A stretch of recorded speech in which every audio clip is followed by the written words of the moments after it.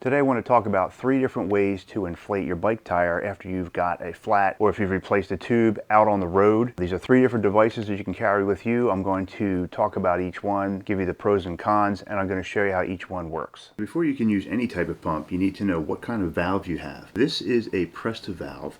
This is more common on some of the newer bikes as well as bikes with a more narrow tire or rim. The way these work, you unscrew the top here, and then when you press down, air can come in and out, and then when you're done you just tighten this up. And this would be your other type of valve. This is called a Schrader valve. This is more common on larger tires, larger bikes with larger rim sizes. This is the most common kind of valve out there. The way this one works, it's got a little pin in the middle. When you press that, air can pass through. Those are the 2 types of valves. So whatever type of pump you decide to get, you need to make sure it can fit on whichever type of valve you have on your bike.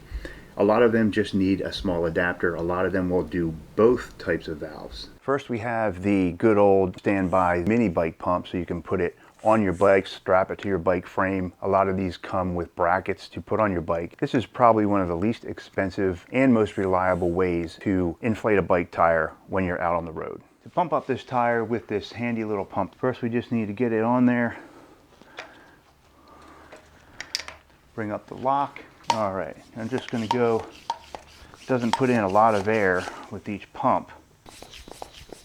It's a little bit of effort. All right, that took maybe about a minute and a half of a little bit of effort to get that pumped up. The pros of a mini bike pump are it's reliable, you don't run out of air, so you can pump up unlimited tires with it. It's small, it's lightweight, and it's inexpensive. The biggest con would be where to put it. You just get a bracket or some way to attach it to your bike frame. If you have a rack trunk on the back of your bike, you could stick it in there. Some of these come even a little bit smaller than this one. The only other con I can think of is it's a fair amount of effort, but it takes a little time to pump up your tire. Not that big a deal, not that big of a con, but it is a con compared to the other 2 devices that I'm going to show you. The second method of bike tire inflation is the CO2 cartridge. It's basically a CO2 cartridge that are readily available at bike stores, a valve of some sort, and a holder, because these get really cold when you're using them. So the pros of this particular method, it's small, very lightweight. You can stow it just about anywhere on your bike. You can put it in a small saddlebag. You could easily stick it right in your jersey pocket. So the way the CO2 cartridge works, it's pretty simple. You have a CO2 cartridge here. This part screws on to your bike stem valve, and there's actually a valve here. So when you turn it counterclockwise, it allows air to flow out of the cartridge, and this controls the flow of air. To change out the cartridge or install a new one, once the cartridge is depleted, you just unscrew it. There's a little pin in the middle there, so this is a new cartridge, and it's sealed. So once I screw this in, that sharp pin in there is going to pierce this and let the air out. So what we need to do is screw it in all the way so that it seals on the rubber seal there, so all the air doesn't go out until we connect it to the bike. So we want to make sure that this valve is closed. I'm going to screw this in, but I'm going to make sure it goes all the way nice and snug. Alright, so everything is working. Very important on the Presta valve. You need to make sure you unscrew this so there's an opening for the air to go in. We have a flat tire right here, so I'm just going to screw this on. Screw it on nice and snug so you have a nice seal. Let's turn the valve until I hear the air flowing. Alright, the tire is nice and solid now. And everything got frosty. This is really super cold right now. That's just what happens with the CO2. And then just unscrew it from the valve, and then make sure you close this valve. Alright, and you're good to go. Your tire is nice and pumped up.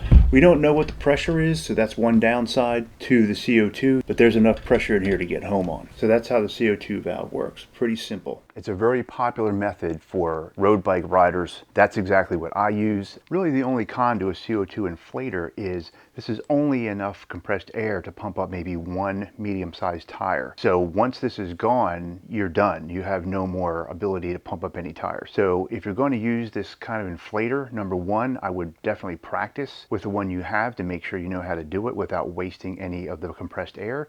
And 2, you might want to carry 2 cartridges or even 3, depending on how often you tend to get flats. The third type of tire inflator I wanted to talk about is a rechargeable electric portable tire inflator. This is one of the bigger ones. They do make smaller ones. I'll put some links down in the description so you can see all the different sizes. But basically they have a digital display on them. You can set the pressure to whatever you want, connect it to your bike tire, and when it pumps it up to the selected pressure, it automatically shuts off. This particular one is capable of pumping up 3 or 4 standard bike tires in one charge, so you're not going to run out of air. Even though this is a slightly bigger one, it only weighs 1 pound, so it's not terrible. You can fit it in your rack trunk or your frame bag. It'll actually even fit in your rear jersey pocket if you don't have any other way to carry it. The pros of this kind of a tire inflator are you can set the pressure, you can see what the pressure is. There's really no effort on your part to inflate the tire. It's really easy to do. It will inflate more than one tire on a trip. The cons basically are going to be it's a little bit on the bigger side, and being bigger, you might need a rack trunk for this.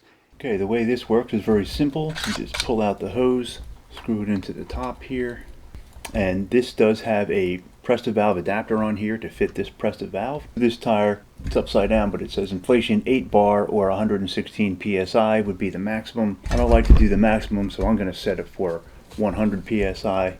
Just going to adjust this to 100 psi.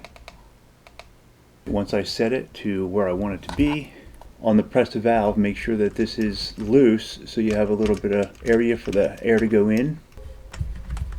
Screw this onto the threads there, nice and snug. Alright, then you just turn on the pump and let it run. When it gets to 100 psi, it'll shut off all by itself. Alright, I got it set to 100 psi, and I'm going to time it just for the heck of it so we can see how long it takes to pump this up from 0 psi to 100 psi.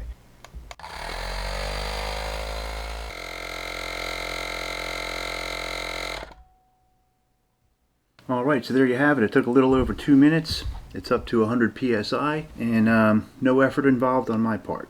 Okay, so those are the 3 types of tire inflators you can carry on your ride in case you get a flat. I will link all of those items down in the description below. Please check it out. If you found this video helpful, please hit like below. Please subscribe, and I'll be making a video next on how to change a bike tire on the road. Please subscribe so you don't miss that, and thank you for watching.